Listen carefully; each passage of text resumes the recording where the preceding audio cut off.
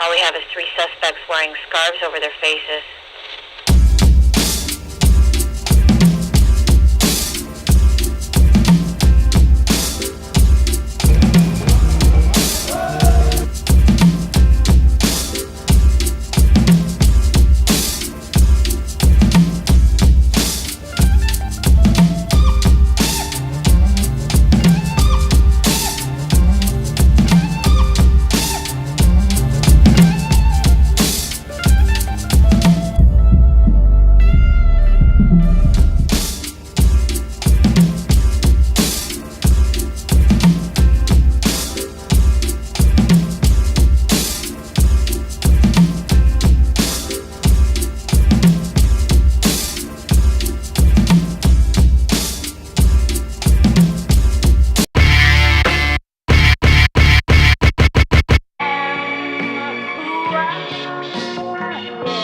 He who is not thinking about Africa is not thinking about the future.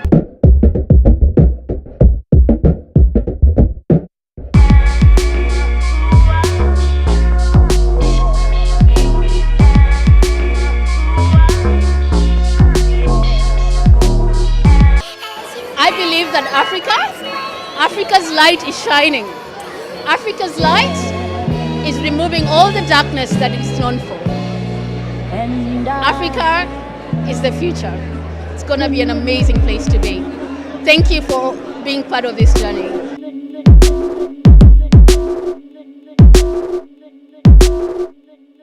We have to change our mindset. The narrative generally has to be that we can be better. Our past doesn't determine our future. Africa is the future. By 2050, the population of Africa will be 2.4 billion people.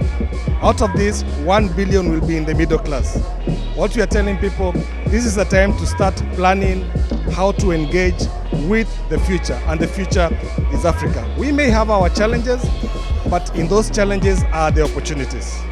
We continue to work with the Australian government to ensure that we have stronger ties, especially in trade, tourism, education, health, and also in security.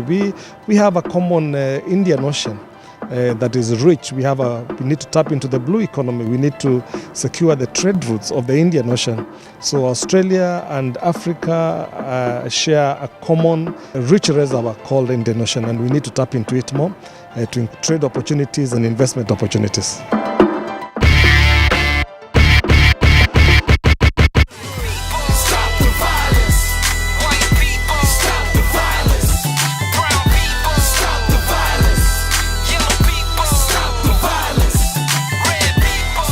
Youth being youth sometimes gravitate towards some parties, etc., as youth do, and then with the drugs and alcohol affected, we can have some incidents of fights, antisocial behaviour, which can lead to worse things happening.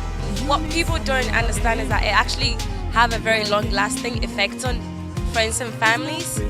So my quick advice is going to be that youth advice needs to stop. Because of the cultural difference coming into Australia, there's a lot of violence, I think, in families between the young and the old generation, because there is a gap there. So we're looking at mostly physical violence and also, emotional abuse as well, which is more prominent, I think, in our communities, because culturally it's different back home. I think because it's a different environment and that it's not accepted as it is. And I think the older generations are finding it hard to adapt to that. White people, stop the violence. Brown people, stop the violence. The main concerns that come to our attention is around domestic violence and also child discipline and things relating to parenting styles. And we acknowledge and understand that there's different child rearing practices, but when they're harsh on a child, when there's an injury, a child is harmed in any particular way, then we have a role to look at what's happening, see what we can do to support. And every child deserves a safe, nurturing home, and the best we can do is help parents be the best possible parents they can be for their own children.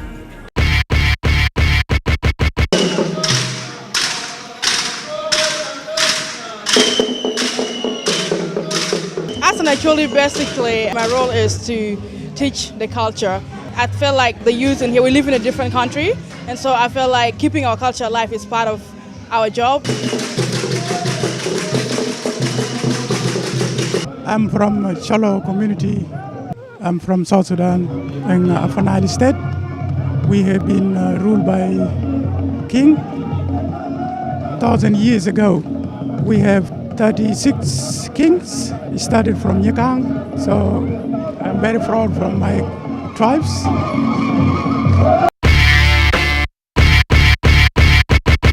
our language we say, Wanji, welcome to the land of the Noongar people. And it's a great honor to be at an event where there's more dark people than there are white people.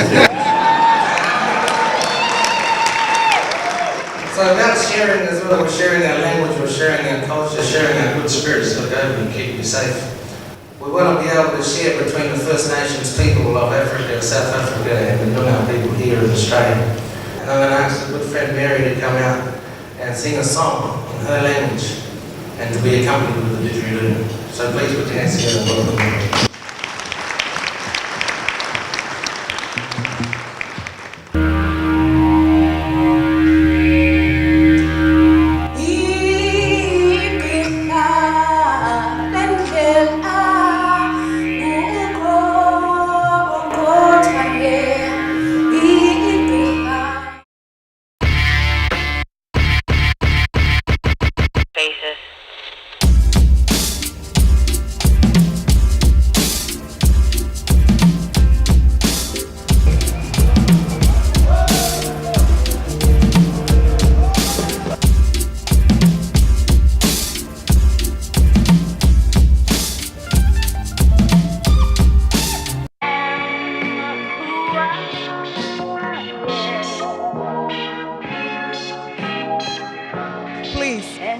This is the youth program, part of the Courageous African Women Network. Please come and join us. Let's make this a success so that our children can know their identity, so they can know that when we come here, we came here to better our life, not to come here to cause trouble.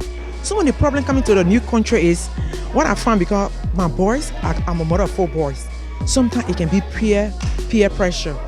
You know, I'm with the group because they're doing this, I have to do this.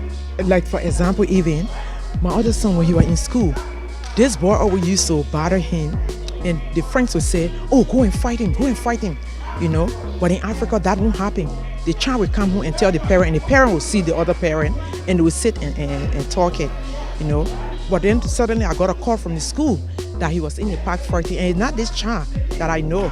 But then when we went into everything, the principal, the school and I talked to him, we got to know it was the peer pressure, the influence from other friends in the group that he was associating himself with. Yeah. Another thing we found here culturally that disturbs is that when I'm talking to my child, they need to listen. But yeah, we find children talking to their parents, arguing and all those things. So coming to a new country is a huge blow in our face as well, you know. And another cultural thing that we found that is not right is, if your son or your daughter marry into another family, you're supposed to always interact with that family. People are supposed to build up a relationship. But yeah, it's not that. Everyone for themselves. You know, I marry the man, I don't marry the parents, I don't marry you, the mother. It's a huge cultural difference. Come and join us, please. Everyone out there, you have something important that this group can benefit from. Thank you, God bless.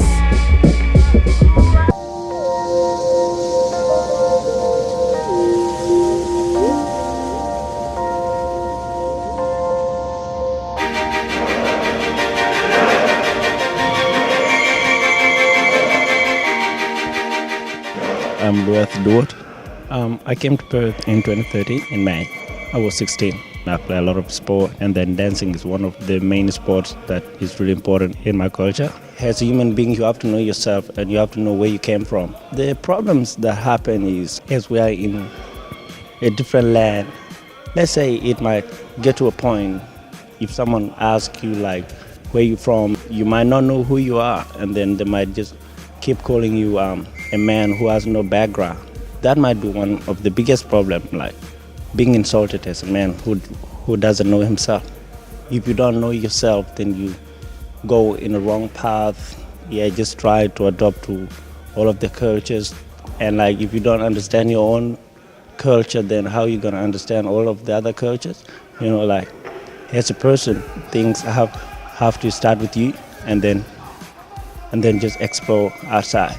Because if you don't understand yourself, how are you going to understand all of the other cultures?